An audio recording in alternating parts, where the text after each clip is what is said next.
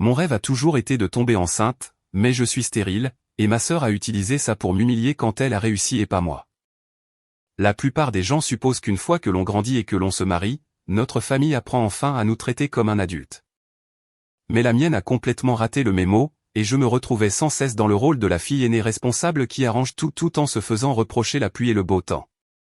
Quand j'ai épousé mon mari, je pensais honnêtement que je choisissais enfin ma propre famille et que les choses se calmeraient, car il avait déjà vécu sa propre version de la rupture avec des parents toxiques des années avant même notre rencontre. Et il portait cette certitude tranquille que l'on ne doit pas aux gens un accès sans fin à soi-même simplement parce que l'on partage un peu d'ADN. J'ai grandi avec le message opposé.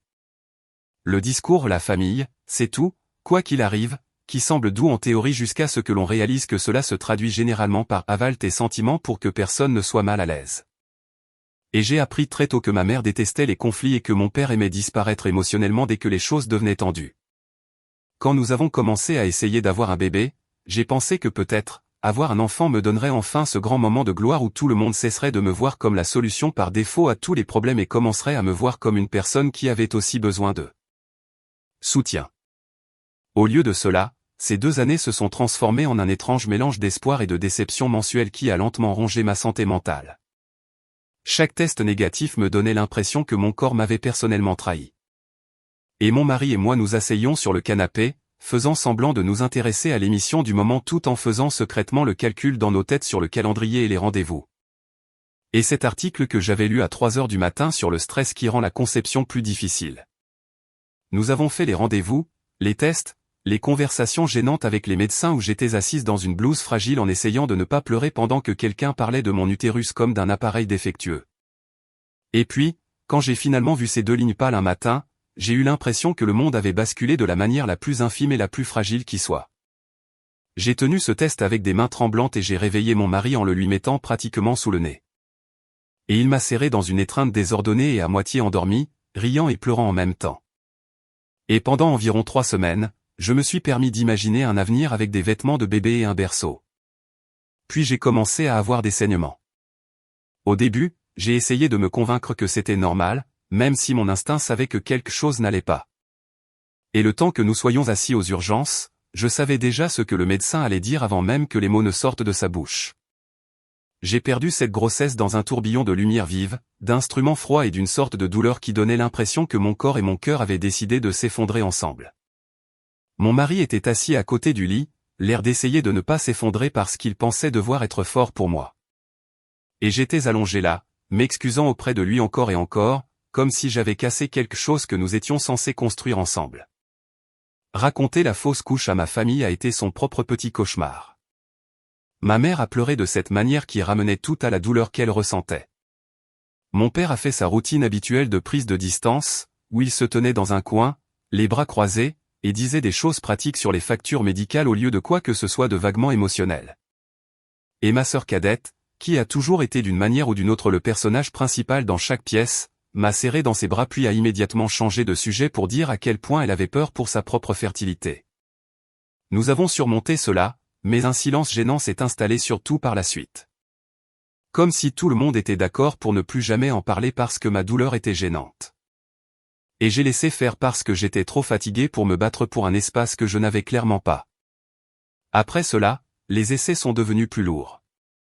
Chaque mois est devenu un test que j'étais sûr d'échouer, et j'ai commencé à détester ma propre salle de bain parce que j'avais l'impression que c'était là que l'espoir allait mourir. À un moment donné, mon mari et moi nous sommes assis à notre petite table de cuisine avec des factures impayées et une pile de brochures sur des traitements plus invasifs, et nous nous sommes juste regardés et avons réalisé que nous ne pouvions plus vivre dans ce cycle. Il a pris ma main et a dit « Je t'aime, même si ça n'arrive jamais ». Et j'ai pleuré à chaudes larmes dans une serviette en papier parce que je le croyais et que je détestais le croire plus que je ne faisais confiance à mon propre corps. Nous avons pris cet accord silencieux et triste d'arrêter d'essayer exprès, d'arrêter de suivre, de chronométrer et d'être obsédés, et de simplement revivre nos vies. Nous avons dit des choses comme « Si ça arrive, ça arrive ». Même si nous savions tous les deux que c'était le genre de phrase que les gens utilisent quand ils font la paix avec quelque chose qui meurt. Une fois que nous avons arrêté, la vie est redevenue étrangement normale. Nous avons canalisé toute cette énergie anxieuse dans le travail, dans le nettoyage des placards que nous avions évités, dans la préparation de vrais dîners au lieu de manger ce qui était le plus proche du canapé. Mon mari a pris des heures supplémentaires. J'ai pris un nouveau projet à mon travail, et nous avons commencé à planifier un voyage, juste nous deux, quelque chose dont nous parlions depuis des années mais pour lequel nous n'avions jamais eu l'argent ou l'espace mental. C'était comme si nous construisions discrètement une histoire qui n'avait pas besoin d'un bébé pour être réelle. Mon père appelait de temps en temps pour parler de ses douleurs et du match qu'il regardait. Ma mère m'envoyait des liens vers des articles sur la façon de se détendre davantage. Et ma sœur était occupée à jongler entre les emplois et les nouvelles obsessions, comme d'habitude. Pendant un petit moment, j'ai eu l'impression que tout le monde s'était installé dans son rôle, et que je savais enfin comment survivre dans le mien sans me vider de mon sang émotionnellement en permanence. Puis mon corps m'a trahi d'une autre manière. Quelques mois après avoir officiellement renoncé à essayer, j'ai commencé à me réveiller nauséeuse, ce qui aurait été drôle si cela ne m'avait pas immédiatement rendue anxieuse. Au début, j'ai blâmé un mauvais repas à emporter et le stress au travail. Mais après une semaine à avoir failli vomir chaque fois que je me brossais les dents, mon mari m'a jeté ce regard, celui qui disait qu'il pensait la même chose que moi, mais qu'il avait peur de le dire à voix haute. Je lui ai crié dessus un matin, lui disant que j'étais juste fatigué, puis j'ai marché directement dans la salle de bain avec un test que j'avais juré ne plus jamais acheter. Attendre ces lignes, c'était comme se tenir au bord d'une falaise les yeux bandés. Et quand elles sont apparues, claires et sombres cette fois, je me suis assise sur le bord de la baignoire et j'ai ri d'une manière légèrement hystérique, parce que bien sûr, mon corps avait choisi de fonctionner à la seconde où j'avais émotionnellement abandonné. Quand je suis sorti de la salle de bain, je n'ai pas fait de révélations mignonnes sur les réseaux sociaux ou quoi que ce soit. J'ai juste marché vers mon mari qui essayait de faire du café et échouait, je lui ai tendu le test et j'ai dit, alors apparemment, nous sommes ce genre de personnes maintenant. Il s'est figé. Puis son visage a fait cette chose où tout s'est rattrapé d'un coup. Et il m'a serré dans ses bras si fort que je pouvais à peine respirer. Et nous nous sommes mis à pleurer tous les deux au milieu de notre petite cuisine, comme deux personnes qui avaient peur que si nous lâchions prise, tout s'évanouirait. Nous étions heureux, évidemment, mais c'était un bonheur fragile. Le genre où l'on regarde constamment par-dessus son épaule en attendant que quelque chose vienne nous l'arracher. Après ce qui s'était passé avant, l'idée de le dire à qui que ce soit semblait aussi sûre que de jongler avec des couteaux. Nous avons décidé ensemble de le garder pour nous le plus longtemps possible. Ce n'était pas pour faire du drame. C'était pour survivre au premier mois sans laisser les autres transformer notre peur en sujet de conversation de brunch. Mon mari avait coupé les ponts avec sa propre famille des années auparavant, après qu'ils eurent transformé chaque chose vulnérable qu'il avait partagée en ragots. Et il m'avait prévenu plus d'une fois que les gens aimaient les histoires plus qu'ils n'aimaient vos vrais sentiments. Ma famille avait déjà prouvé qu'elle ne savait pas comment gérer ma douleur sans la minimiser ou la ramener à eux. Et je ne pouvais tout simplement pas affronter l'idée de revivre toute la routine du « je suis tellement désolé » si quelque chose tournait mal à nouveau. Alors nous avons créé cette petite bulle autour de nous. Nous allions au rendez-vous ensemble. Nous parlions tranquillement le soir de prénoms, de peur et de berceau. Mais si ma mère ou ma sœur me demandaient comment j'allais, je disais simplement que j'étais fatigué du travail et je changeais de sujet. J'aimerais pouvoir dire que l'univers a respecté cette limite. Mais bien sûr, il ne l'a pas fait. Environ 6 semaines après avoir eu ce test positif, encore au tout début, ma sœur m'a appelé en hurlant dans le téléphone si fort que j'ai dû l'éloigner de mon oreille. Elle ne disait pas bonjour ni ne demandait comment j'allais. Elle annonçait qu'elle était enceinte de son premier enfant. Mes parents étaient apparemment aux anges en arrière-plan. Ma mère criant quelque chose sur le fait de devenir enfin grand-mère. Mon père demandant s'il pouvait déjà commencer à planifier des choses. J'ai mis ma main sur ma bouche parce que j'ai ressenti ce mélange aigu de joie pour elle et cette étrange piqûre dans ma poitrine en entendant enfin, alors qu'il y avait littéralement un autre petit enfant qui grandissait en moi et que personne ne connaissait. Je l'ai félicité, bien sûr, parce que je ne suis pas un monstre. Et puis je me suis assise sur mon canapé après avoir raccroché et j'ai essayé d'avaler ce sentiment familier d'être invisible dans l'histoire de ma propre famille. Ma sœur a toujours été celle qui obtenait les grandes réactions. Quand nous étions enfants, elle décidait qu'elle voulait essayer un nouveau passe-temps et toute la maison se réorganisait autour de son emploi du temps. Quand j'ai été admise dans un programme pour lequel j'avais travaillé toute mon adolescence, mes parents ont dit « bien joué ». Puis sont retournés s'occuper de son dernier drame d'amitié. Donc, cela ne m'a pas choqué que sa grossesse soit instantanément devenue l'événement principal dans notre conversation de groupe familial. Ma mère m'envoyait des mises à jour quotidiennes sur les envies, les humeurs et les rendez-vous de ma sœur. Mon père a commencé à plaisanter sur le fait d'économiser pour l'université de son petit enfant. Et chaque fois qu'il disait quelque chose comme « Nous avons attendu si longtemps pour ça », je sentais ma main se poser sur mon propre ventre et je devais me mordre la langue pour ne rien dire. Mon mari n'arrêtait pas de me dire que nous ne faisions rien de mal en gardant le secret.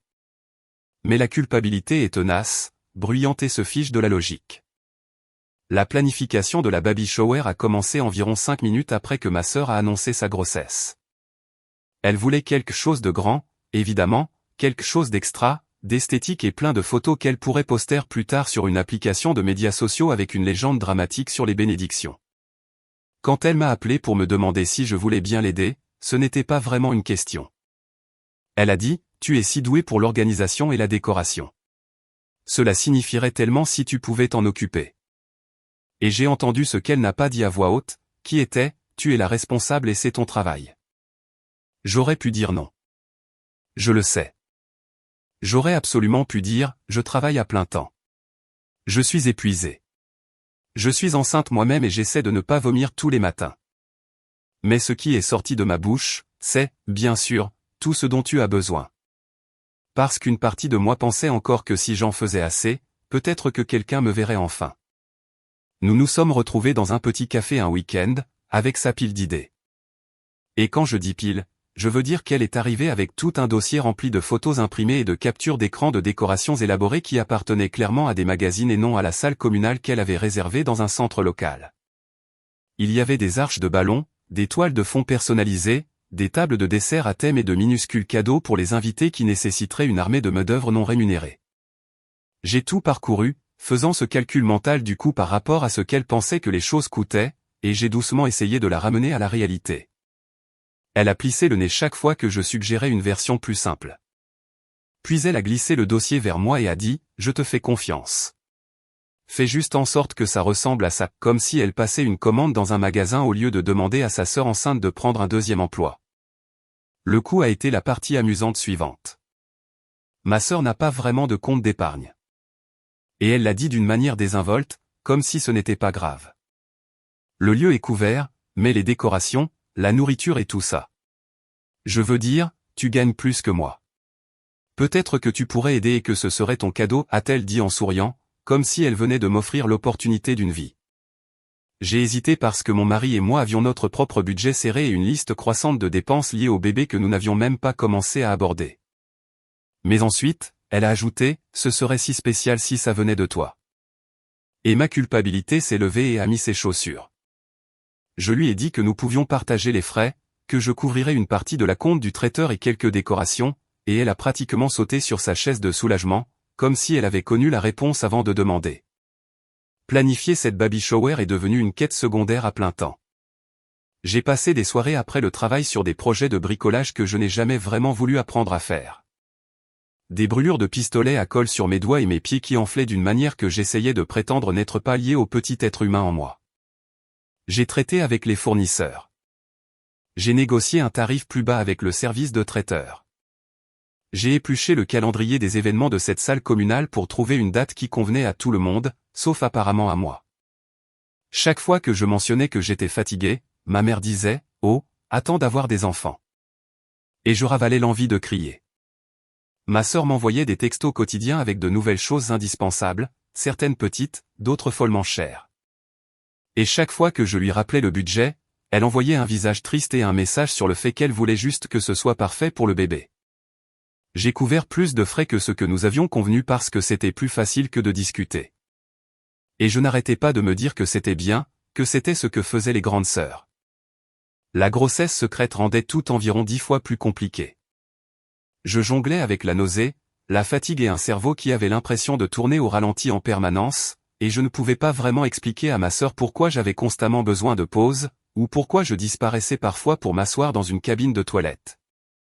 Respirant lentement pour ne pas m'évanouir. Je l'ai assez bien caché. Des vêtements amples, prétendant que la nausée venait d'antibiotiques quand on me le demandait, refusant le vin en disant que j'étais sous traitement. Personne ne l'a remis en question parce que personne ne me regardait vraiment. Je lui ai dit que le travail était stressant, que je ne dormais pas bien, et elle a répondu, pareil. J'ai mal au dos. Comme si elle était en compétition. Mon mari n'arrêtait pas de me demander s'il voulait qu'il intervienne. Peut-être suggérer gentiment que je ne pouvais pas continuer à tout faire toute seule, mais je lui ai dit de ne pas le faire. Je n'arrêtais pas de penser que si je tenais juste jusqu'au jour de la baby shower, je pourrais enfin me retirer sans être traité d'égoïste. Le jour de la baby shower est arrivé plus vite que je ne le voulais. Je suis arrivé tôt sur les lieux, traînant des boîtes de décoration, et essayant de ne pas penser à mon dos qui hurlait ou à mes chevilles qui avaient pratiquement disparu. J'ai installé les tables, collé les bannières, disposé les centres de table exactement comme ma sœur l'avait imaginé dans son dossier. J'ai coordonné avec le personnel du traiteur à leur arrivée, je me suis assuré que la nourriture était jolie et restait chaude, puis j'ai couru dans tous les sens pour régler de minuscules détails que personne ne remarquerait, mais sur lesquels ma sœur ferait certainement un commentaire. Chaque fois que je sentais cette vague de nausées familières, je me réfugiais dans les toilettes et me penchais au-dessus du lavabo, me raisonnant pour ne pas paniquer. Quand ma sœur est entrée, son visage s'est illuminé et pendant environ 5 secondes, j'ai vraiment eu l'impression que cela en avait valu la peine. Elle a regardé tout autour d'elle, la main sur son ventre, et a dit « Oh mon Dieu, c'est exactement ce que je voulais ». Et j'ai ressenti une petite bouffée de fierté percer à travers l'épuisement. Les invités ont commencé à arriver peu après. Des parents, de vieux amis, des collègues de mes parents, et la vague habituelle de petites conversations a déferlé dans la pièce. Les gens ont complimenté les décorations, la nourriture, l'atmosphère, et ma mère, à son crédit, a dit à quelques personnes que j'avais tout organisé, ce qui était un miracle en soi. Pourtant, chaque fois que quelqu'un disait quelque chose comme le premier petit enfant ou tu dois être si excité, je sentais mes épaules se tendre.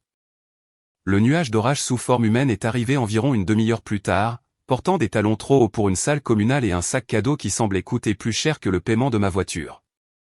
La meilleure amie de ma sœur a toujours eu ce talent pour dire la chose la plus grossière possible sur le ton le plus désinvolte, puis faire semblant d'être confuse quand quelqu'un se vexe.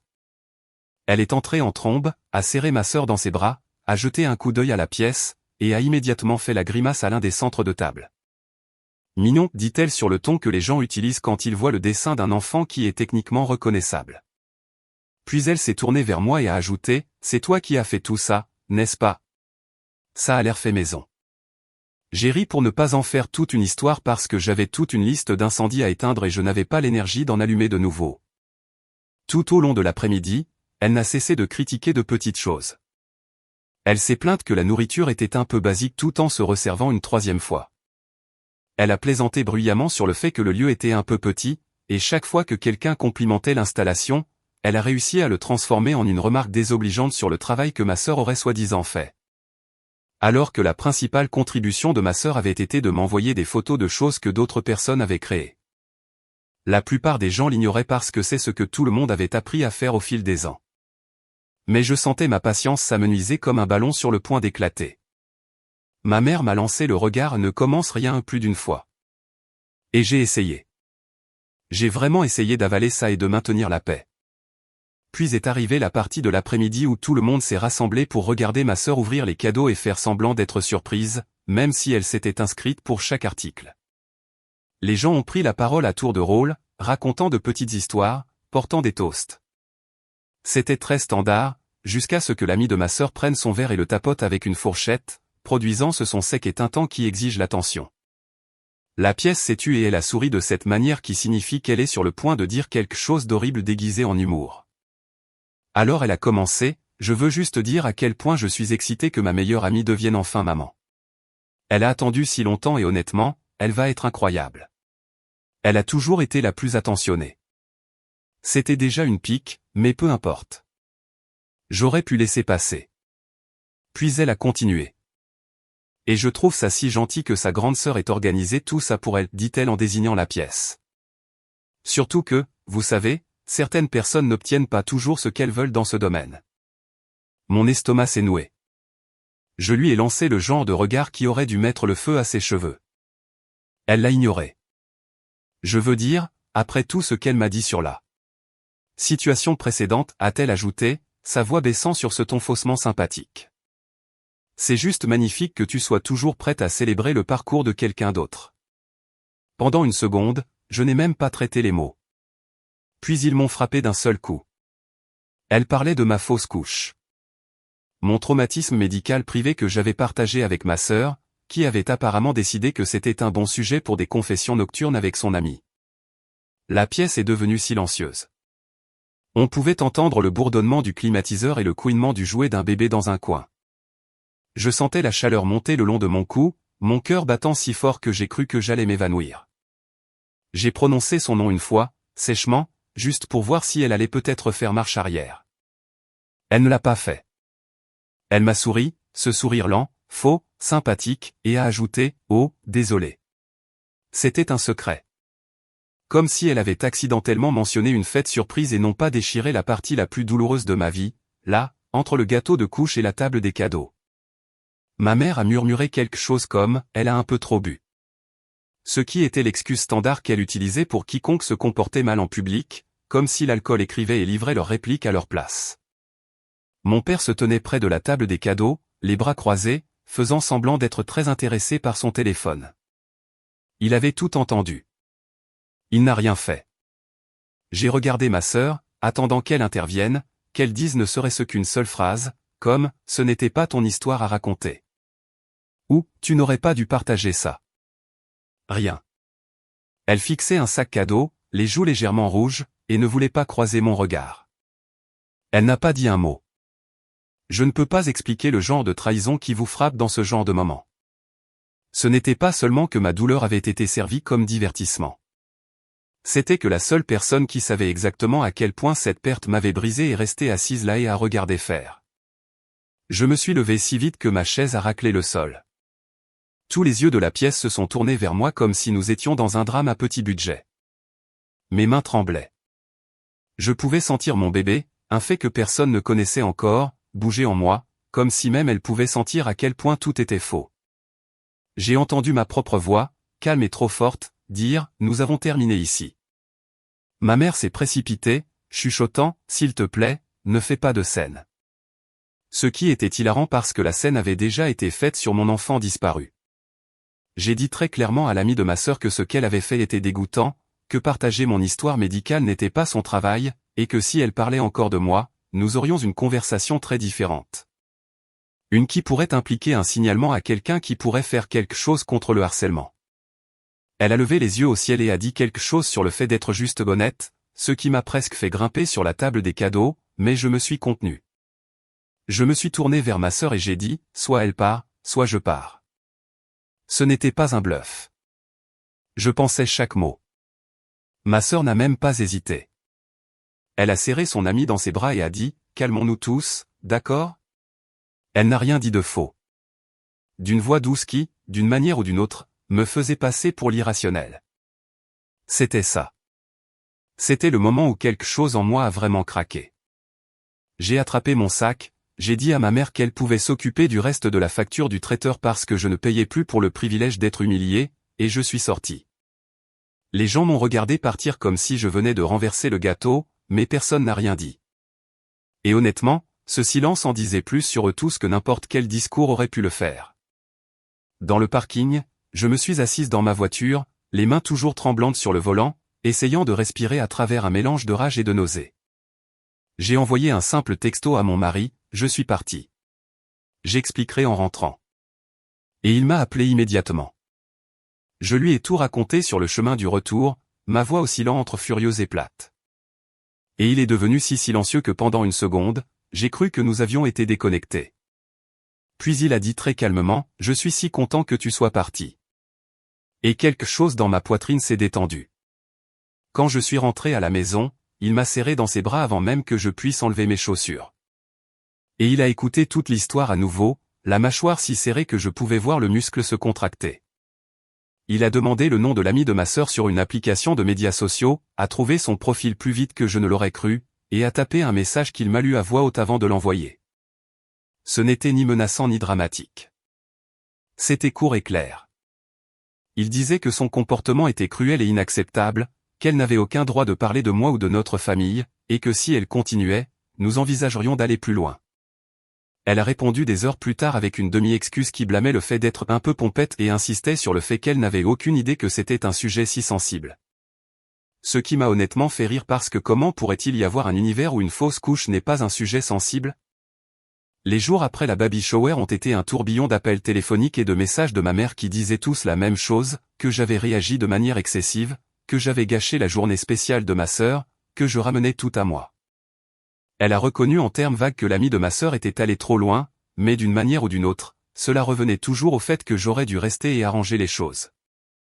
Ma sœur m'a envoyé un texto une semaine complète plus tard, non pas pour s'excuser, mais pour exiger que je remplisse le reste de l'accord financier pour le traiteur parce que, selon ses mots, un accord est un accord, et qu'elle ne pouvait pas se permettre le reste seule. Je lui ai dit très clairement que je ne paierais pas un centime de plus pour une fête où j'avais été publiquement humilié avec des informations qu'elle avait divulguées. Elle m'a accusé de punir son bébé pour des problèmes d'adulte, ce qui était honnêtement une gymnastique mentale impressionnante. Les disputes n'arrêtaient pas de tourner en boucle comme ça. Chaque conversation se terminait avec quelqu'un me traitant de dramatique ou d'égoïste. Et chaque fois que je raccrochais, mon mari me rappelait que je n'étais pas folle, que ce qui s'était passé était objectivement mal. Il voyait les schémas encore plus clairement que moi parce qu'il s'était éloigné de sa propre version de cela des années auparavant. Il n'arrêtait pas de dire, tu n'es pas obligé de continuer à marcher dans le feu juste parce qu'ils s'y attendent. Et lentement, douloureusement, j'ai commencé à le croire. J'aimerais pouvoir dire que j'ai fait une coupe nette et décisive tout de suite, mais la vérité est qu'il a fallu un autre mois à être poussé et culpabilisé avant que je le fasse enfin. Ma mère alternait entre pleurer au téléphone sur le fait qu'elle était coincée entre ses filles et me crier que je déchirais la famille. Mon père, quand il prenait la peine d'appeler, restait principalement neutre, marmonnant des choses sur l'espoir que nous puissions tous passer à autre chose tout en n'abordant jamais ce qui m'avait été fait. Ma sœur envoyait de longs messages sur à quel point la grossesse était difficile, à quel point elle était stressée par l'argent, à quel point elle avait besoin de sa famille, tout en refusant toujours de dire les deux mots de base qui auraient réellement signifié quelque chose. Je suis désolé. Puis, une nuit, après un énième appel où ma mère a terminé en me disant que je devais m'excuser auprès de ma sœur pour être la bienvenue aux futurs événements familiaux, je me suis assise sur le canapé avec mon mari et la dernière photo d'échographie de notre bébé sur mes genoux. Et quelque chose en moi s'est simplement apaisé. J'ai réalisé que je ne pouvais pas contrôler s'ils me comprenaient.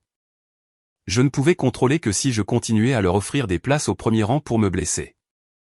Alors, j'ai écrit un dernier message dans la conversation de groupe familial.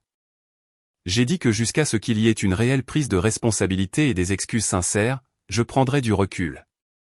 Je leur ai dit que je les aimais, mais que je m'aimais, moi et l'enfant que je portais, plus que j'aimais être leur punching ball désigné.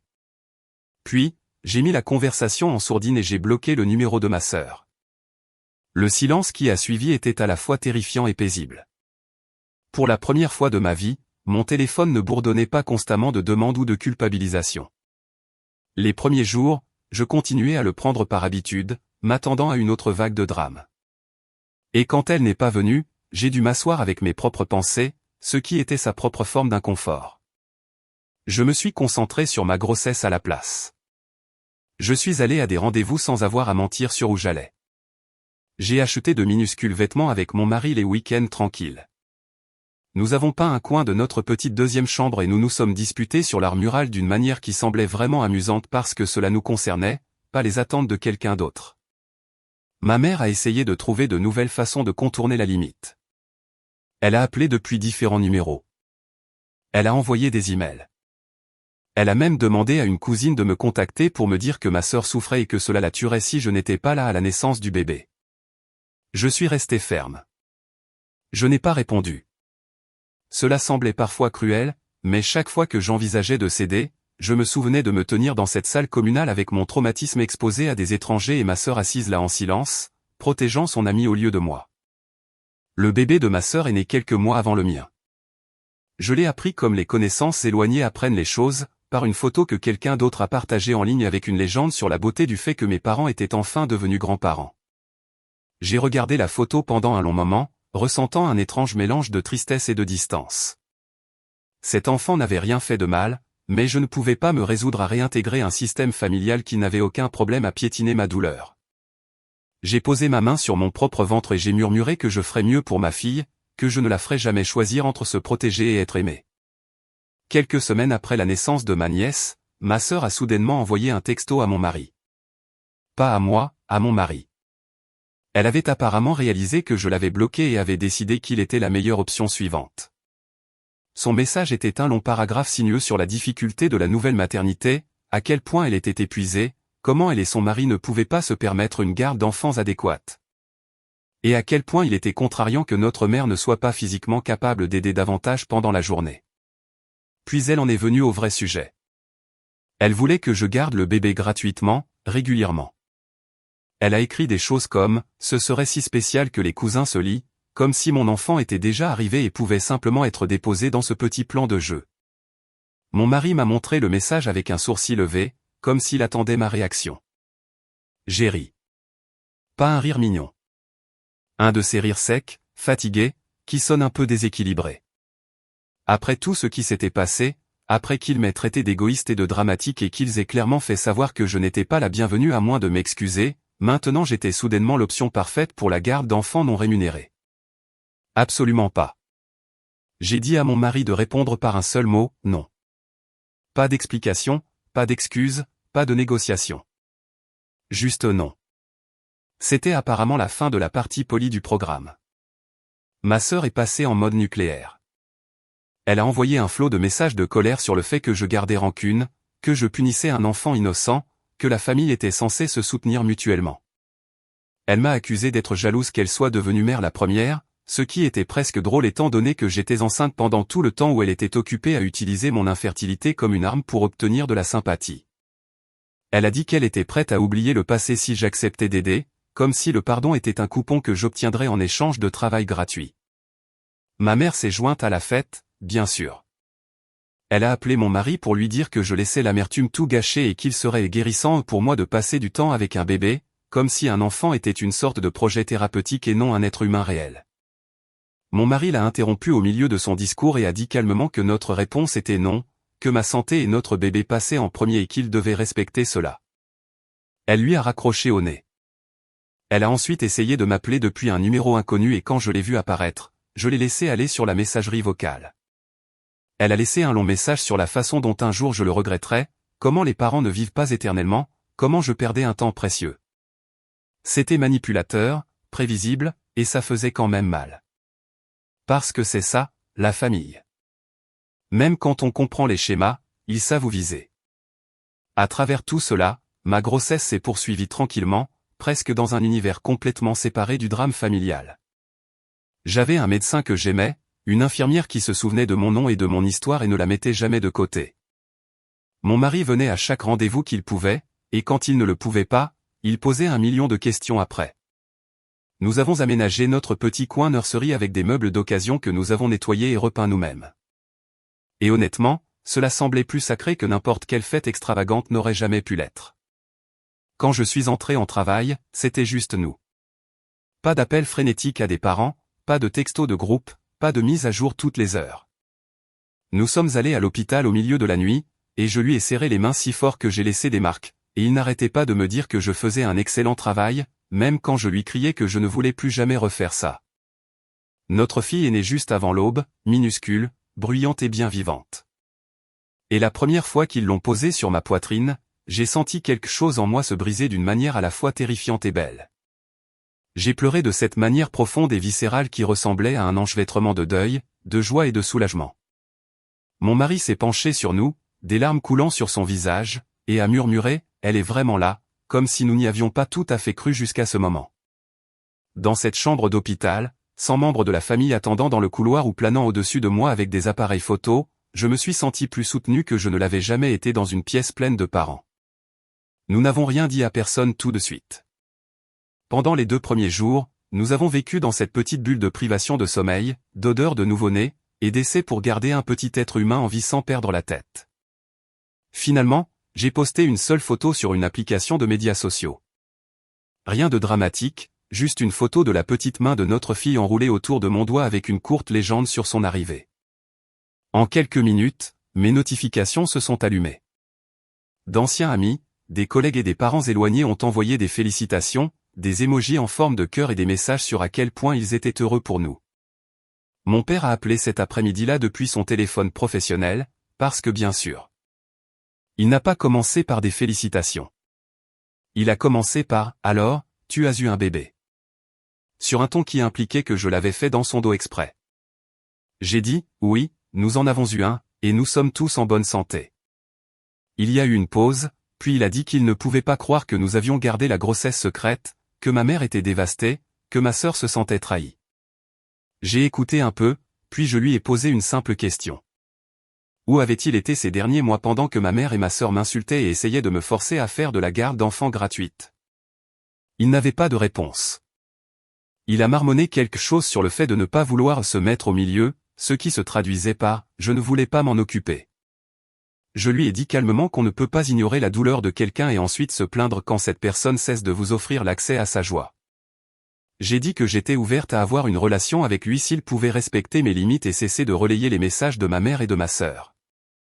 Je lui ai dit que je ne discuterais plus d'elle ni de leurs sentiments avec lui.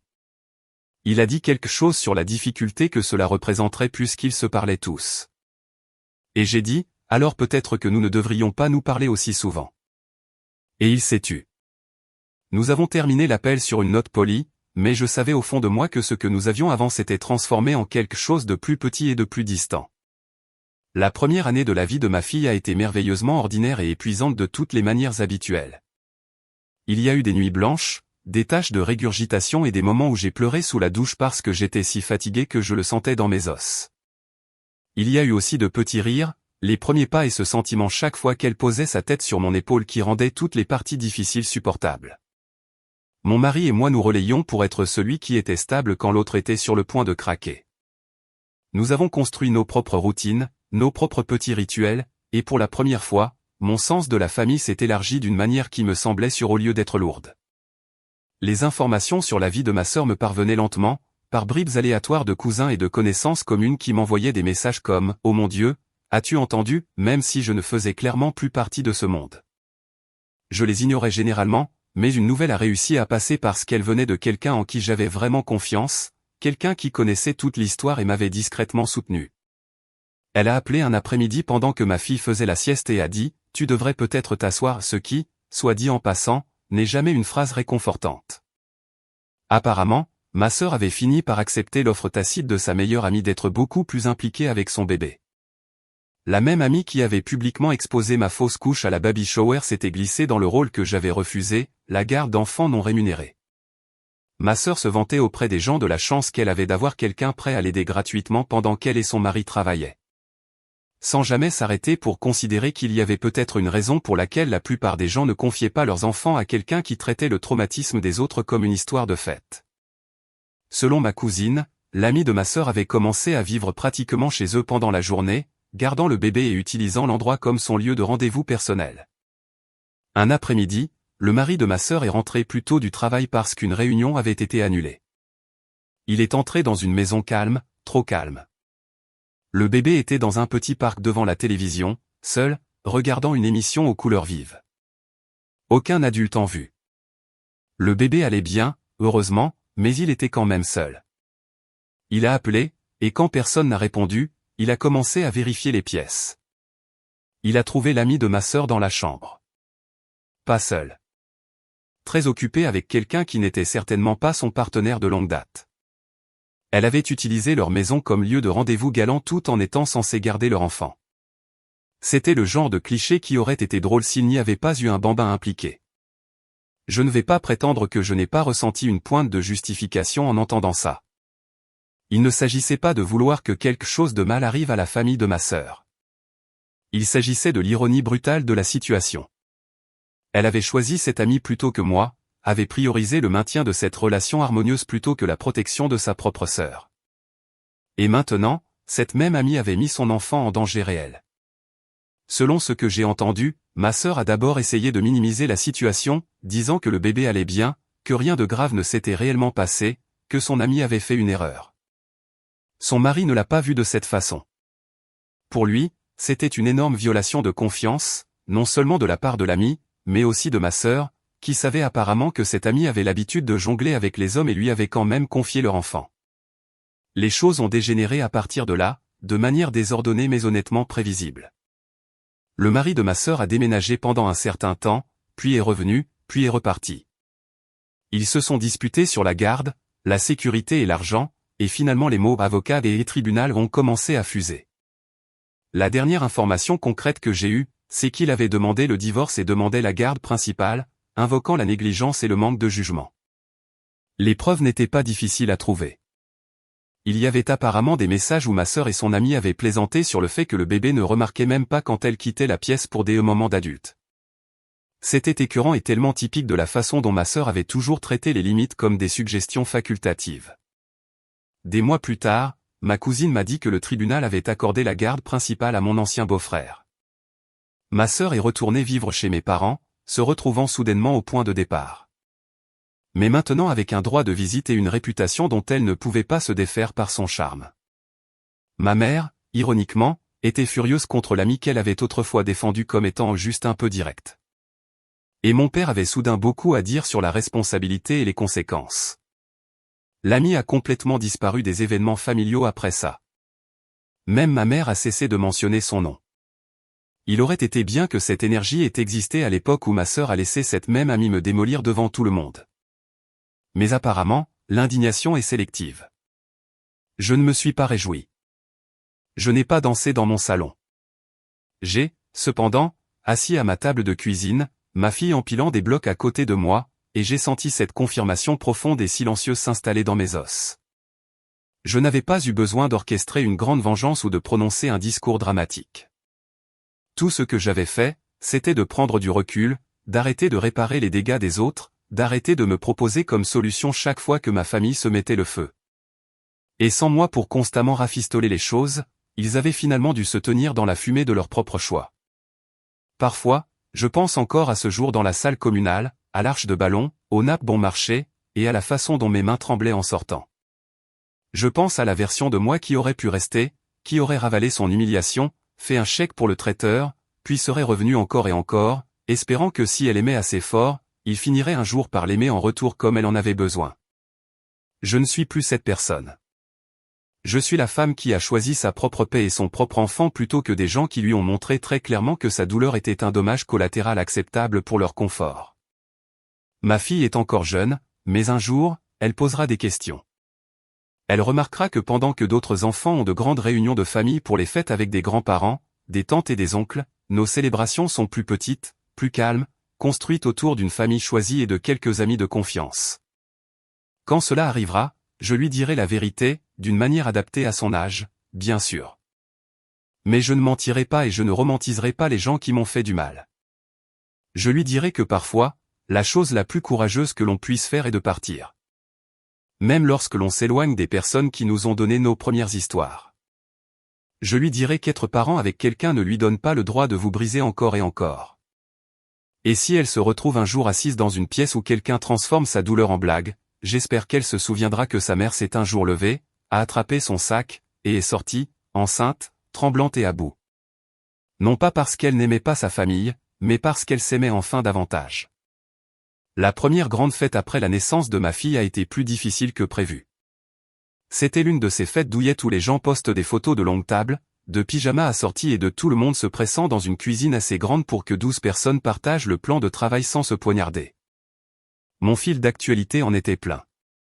Ma mère organisait traditionnellement ses journées, transformant la cuisine en un champ de bataille de casseroles et de poêles tout en se plaignant que personne ne l'aidait jamais, même si elle refusait toute offre d'aide parce que personne ne le faisait bien. J'avais fait partie de ce chaos toute ma vie, courant dans tous les sens avec des assiettes et essayant d'empêcher ma sœur de faire une crise à cause du plan de table. Cette année-là, ma petite famille de 3 est restée à la maison. Nous avons préparé de la nourriture simple qui ne nécessitait pas de tableur. Je tenais ma fille sur ma hanche pendant que mon mari remuait quelque chose sur la cuisinière, et j'attendais que la vague de tristesse me submerge. Elle est apparue brièvement, sous la forme de cette douleur lourde dans ma poitrine quand j'ai réalisé que personne n'allait débouler chez nous sans prévenir pour se plaindre de la circulation ou demander si nous avions du papier d'aluminium en trop. Mais ensuite, ma fille a ri de rien du tout, comme le font les bébés, juste ravis d'être en vie. Et mon mari m'a tendu une assiette et m'a embrassé sur le front. Et j'ai réalisé que pour la première fois, la journée nous appartenait, pas au scénario que ma famille avait écrit. Bien sûr, ma mère a quand même trouvé un moyen de faire une apparition.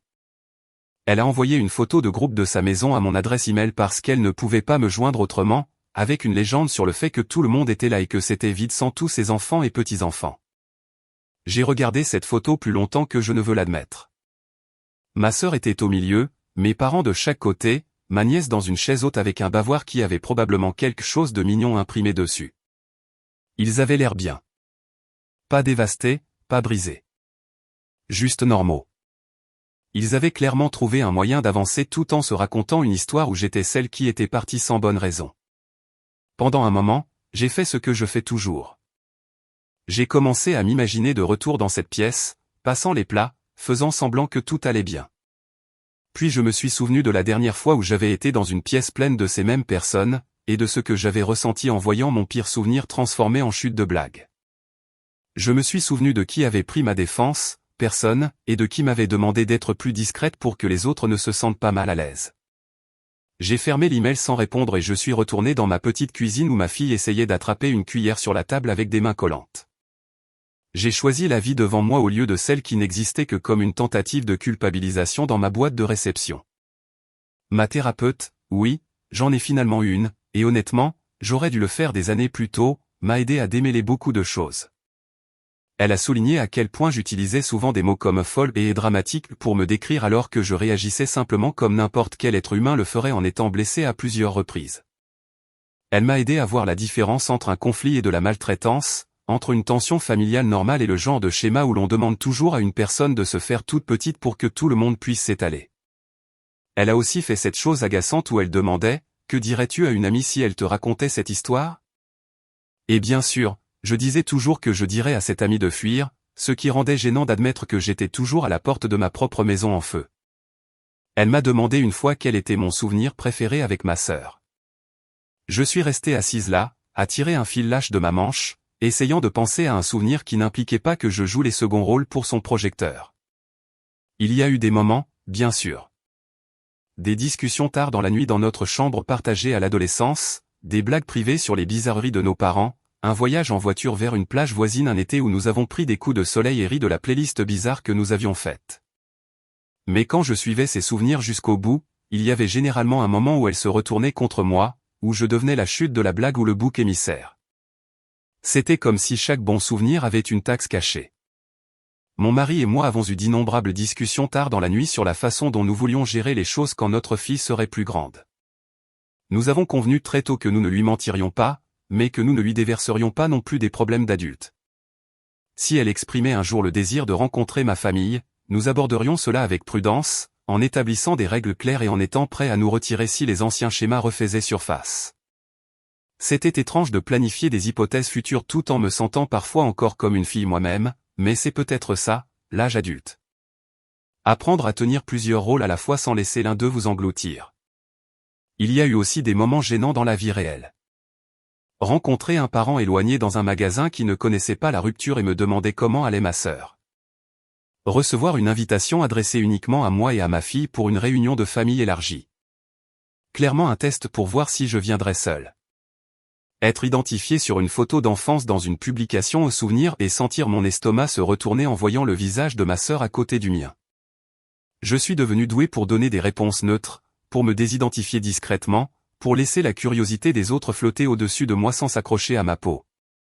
Un jour, des mois après avoir appris la décision de garde, j'ai reçu un email de mon père. Pas d'objet, juste mon nom. C'était court, ce qui m'en disait déjà plus qu'un long paragraphe. Il a dit qu'il voulait que je sache qu'il avait vu la vie de ma sœur s'effondrer et qu'il avait pensé à m'appeler de nombreuses fois. Il a dit qu'il savait que je l'avais prévenu à ma manière, que j'avais essayé de fixer des limites bien avant que l'affaire n'aille au tribunal. Il ne s'est pas vraiment excusé, mais il a admis qu'il ne m'avait pas pris assez au sérieux, qu'il avait supposé que les choses s'arrangeraient, parce qu'elles s'étaient toujours arrangées quand c'était moi qui aplanissais les choses. Il a terminé l'email en disant que je lui manquais et que si je voulais un jour parler, il était là, mais qu'il comprendrait si je ne le voulais pas. C'était la chose la plus proche d'une prise de responsabilité que j'ai vue de la part de quiconque dans ma famille. J'ai regardé ce message pendant des jours, le relisant chaque fois que j'ouvrais ma boîte de réception, essayant de décider quoi en faire. Une partie de moi voulait l'appeler immédiatement, sauter sur l'occasion d'avoir une sorte de connexion qui n'impliquait pas la voix de ma mère dictant la conversation en arrière-plan. Une autre partie de moi était méfiante, sachant à quel point il serait facile de retomber dans les anciennes dynamiques si je n'étais pas prudente. Finalement, j'ai répondu par une réponse simple et honnête. Je lui ai dit que j'appréciais ses mots, que cela signifiait quelque chose de l'entendre reconnaître ce qui s'était passé.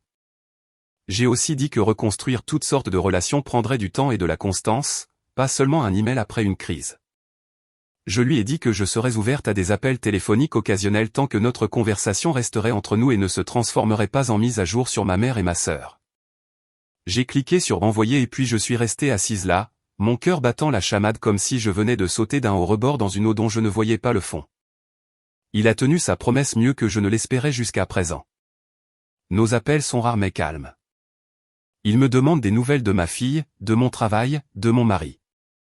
Parfois, il dérape et mentionne le nom de ma mère, puis se rattrape et fait marche arrière, et je peux entendre les vieilles habitudes essayer de revenir. Quand cela arrive, je redirigeais doucement la conversation ou je la coupe court. Ce n'est pas parfait, mais c'est gérable, et surtout, c'est à mes conditions.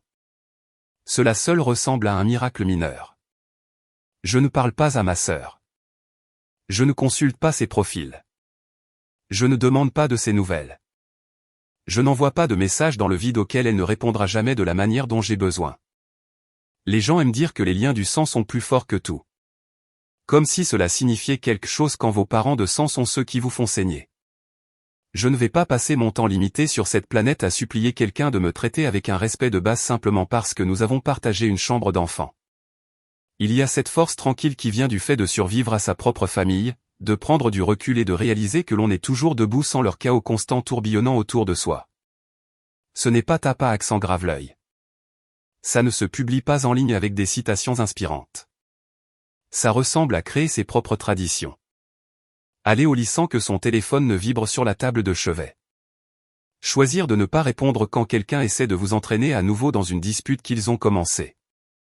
Ça ressemble à tenir son enfant et à lui murmurer « tu es en sécurité » et à y croire vraiment parce qu'on a enfin construit une vie où c'est principalement vrai.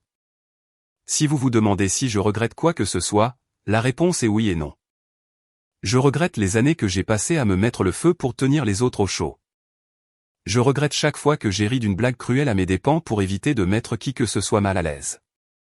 Je regrette l'argent que j'ai versé dans des événements, des projets et des crises qui n'avaient rien à voir avec moi tout en me disant que j'étais une bonne fille, une bonne sœur, une bonne personne. Je regrette de ne pas avoir dit plus tôt à la jeune fille que j'étais qu'elle avait le droit de dire non. Je ne regrette pas d'être sorti de cette baby shower. Je ne regrette pas d'avoir refusé de payer le traiteur après avoir été humilié à une fête que j'avais organisée. Je ne regrette pas d'avoir bloqué le numéro de ma sœur ou d'avoir ignoré les tentatives de culpabilisation de ma mère. Je ne regrette pas d'avoir choisi d'avoir une grossesse et un accouchement privé, loin des gens qui avaient déjà prouvé qu'on ne pouvait pas leur faire confiance avec ma douleur. Surtout, je ne regrette pas d'avoir construit une famille qui ressemble à un endroit d'où atterrir au lieu d'un test constant. Un jour, quand ma fille sera assez grande pour lever les yeux au ciel exprès en me regardant, claquer les portes et me dire que je ruine sa vie parce que je ne la laisserai pas faire quelque chose de clairement dangereux, je suis sûr qu'elle m'accusera d'être dramatique au moins une fois. Quand cela arrivera, je rirai probablement, parce que j'ai passé la première partie de ma vie à me faire dire que j'étais dramatique pour avoir demandé une gentillesse de base. Et je suis déterminé à ce que dans cette maison, mon enfant grandisse en sachant que ses sentiments comptent, même quand ils sont désordonnés, même quand ils sont gênants. Elle pourra me traiter de dramatique autant qu'elle voudra, tant qu'elle saura au fond d'elle que je choisirai toujours sa sécurité plutôt que le confort de quelqu'un d'autre. Si cela fait de moi la méchante dans la version de l'histoire de ma famille, soit. Ils peuvent me traiter d'égoïste, de froide, d'ingrate, tout ce qui les aide à dormir la nuit. Je sais ce qui s'est vraiment passé. Je sais qui est resté silencieux et qui a parlé, qui a tendu la main et qui n'a appelé que quand il avait besoin de quelque chose. Je sais qui je suis devenu quand j'ai finalement cessé d'essayer d'être tout pour tout le monde. Et je sais que la petite fille qui m'appelle maman grandit en me regardant fixer des limites et les tenir, même quand c'est difficile. Ce n'est pas une fin glamour. Il n'y a pas de retrouvailles spectaculaires, pas d'excuses grandioses qui réparent tout, pas de montage final où tout le monde se serre dans les bras et rit en regardant de vieilles photos. Il y a juste moi, mon mari, notre fille, un petit cercle de personnes qui sont réellement présentes, et beaucoup de jours ordinaires où rien n'explose. Et honnêtement, après la famille dont je viens, cela ressemble à la fin la plus heureuse que j'aurais pu demander. Parfois, je m'imagine une version de ma vie où les choses se seraient passées différemment avec ma famille. Où ma sœur aurait arraché ce micro et où ma mère aurait pris mon parti pour une fois au lieu de s'inquiéter de savoir si quelqu'un était mal à l'aise. C'est une rêverie rapide, le genre qui surgit quand je suis en manque de sommeil et que je fais défiler des photos de familles mignonnes d'autres personnes. Mais ça passe. Je ne peux pas ignorer ce qu'ils ont réellement fait quand ça comptait. Je ne peux pas prétendre que je ne les ai pas regardés choisir leur confort plutôt que ma douleur en temps réel. La vraie vie que j'ai maintenant semble beaucoup moins dramatique de l'extérieur. Et honnêtement, c'est la meilleure partie. Le mois dernier, j'ai emmené ma fille dans un petit parc près de chez nous, par une de ces journées étrangement chaudes qui apparaissent au milieu du froid juste pour embrouiller tout le monde. Elle était sur les balançoires, criant que je la pousse plus haut, ses cheveux tout emmêlés et sauvages. Une femme de mon âge s'est assise sur le banc à côté de moi et a commencé à parler de sa réunion de famille de la semaine précédente. Comment ses frères et sœurs l'avaient agacée. Comment sa mère avait fait un commentaire qui l'avait froissé. Des choses normales. Puis elle a ri et a dit, mais à la fin, tu sais comment c'est. La famille, c'est tout. J'ai juste souri et hoché la tête parce que ce n'était ni le moment ni l'endroit pour déballer tout ça. Mais quand j'ai regardé ma fille et que je l'ai entendue crier, encore, maman. Encore, quelque chose s'est apaisé en moi. La famille n'est pas tout si elle vous coûte vous-même. Je ne lui apprendrai pas que l'amour signifie supporter l'humiliation juste parce que quelqu'un partage votre nom de famille. Je lui apprendrai que l'amour, c'est pouvoir dire la vérité et être toujours en sécurité dans la pièce. Ce jour-là au parc, quand nous sommes rentrés à la maison, elle tenant une petite fleur écrasée dans son poing, elle m'a regardé et a dit très sérieusement, « Je suis contente que ce soit juste nous trois. » J'ai ri et lui ai demandé ce qu'elle voulait dire, et elle a haussé les épaules de cette manière insouciante des enfants et a dit, « C'est calme. J'aime notre maison. » C'était ça. Pas de grand discours, juste un petit commentaire désinvolte qui m'a dit qu'elle ressent ce pourquoi je me suis battu, même si elle ne connaît pas encore l'histoire derrière. Je me souviens exactement où j'étais quand j'ai appris que ma sœur avait perdu la garde. J'étais dans la cuisine en train de couper des fruits pour ma fille, qui était assise à table en train de dessiner sa version d'un chat qui ressemblait à un nuage de guingois avec des pattes. Mon téléphone a vibré sur le comptoir. C'était ma cousine, la seule personne de ce côté qui n'a jamais essayé de me culpabiliser. Elle a demandé si j'avais une minute, sa voix ayant déjà ce ton doux que les gens prennent quand ils sont sur le point d'annoncer une mauvaise nouvelle. Quand elle me l'a dit, j'ai posé le couteau et je me suis juste appuyé sur le comptoir un instant, fixant la planche à découper collante. Ma première émotion n'a pas été la joie ou le bienfait pour elle. Même si je mentirais si je disais qu'il n'y avait pas une once de satisfaction amère en sachant que l'ami que ma sœur avait choisi plutôt que moi avait enfin montré son vrai niveau de loyauté. Surtout, j'ai ressenti cette tristesse lourde et fatiguée que cela ait pris quelque chose d'aussi énorme pour que quiconque réalise que la situation n'était pas aussi inoffensive qu'il le prétendait. Ma fille a crié de la table, me demandant pourquoi j'avais arrêté de couper les fruits. J'ai pris une grande inspiration, je me suis secoué, et j'ai recommencé à couper. Quand j'ai raccroché, je ne me suis pas précipité pour raconter toute l'histoire à mon mari. Je n'ai pas versé de verre ni posté une vague citation en ligne sur le karma. J'ai juste fini de préparer un encas et je me suis assise avec ma fille pendant qu'elle me racontait une histoire de 3 minutes sur son dessin.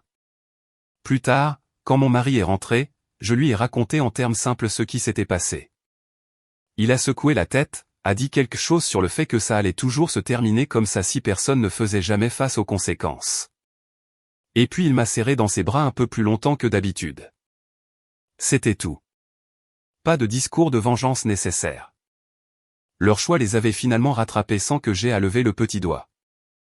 Quelques semaines après ça, mon père a appelé. Pas avec une mise à jour, pas pour me convaincre de réparer quoi que ce soit. Juste pour me parler d'une petite opération qu'il allait subir et qu'il était nerveux. C'était la première fois depuis longtemps qu'il parlait de sa propre peur au lieu de prétendre que tout allait bien. J'ai écouté. J'ai posé des questions. J'ai gardé la conversation centrée sur lui et sur nous, pas sur ma mère ou ma sœur.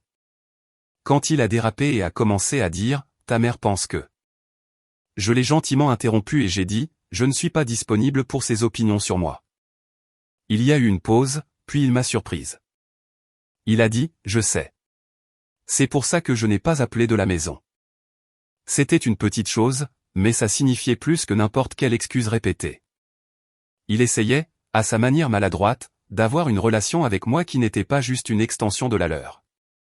Après avoir raccroché, je me suis assise sur le canapé pendant que ma fille construisait une tour de blocs sur le tapis et essayait de la renverser avec sa peluche.